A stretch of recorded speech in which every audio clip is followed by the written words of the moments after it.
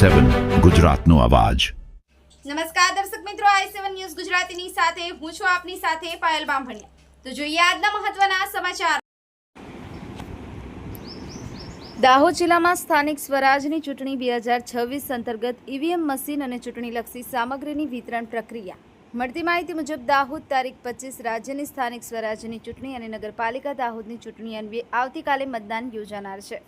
તેના અનુસંધાને દાહોદ જિલ્લામાં આજરોજ ડિસ્પેચ અને રિસીવિંગ સેન્ટરો ખાતે ઈવીએમ મશીન તથા ચૂંટણીલક્ષી સામગ્રીના વિતરણ માટે સુવ્યવસ્થિત આયોજન કરવામાં આવ્યું છે। નવજીવન આર્ટ્સ એન્ડ કોમર્સ કોલેજ અને સરકારી એન્જિનિયરિંગ કોલેજ ખાતે સ્થિત રિસીવિંગ સેન્ટર પરથી પ્રાંતીય અધિકારી શ્રી મિલિંદ દવે અને નાયબ જિલ્લા વિકાસ અધિકારી શ્રી પ્રશાંત પરમારના માર્ગદર્શન હેઠળ ઈવીએમ મશીન તેમજ અન્ય ચૂંટણીલક્ષી સામગ્રીનું વિતરણ કરવામાં આવ્યું હતું।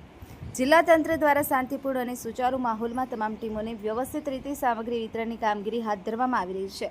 Bureau chief Kalubhai Damor, i7 news Gujarati, Dahod.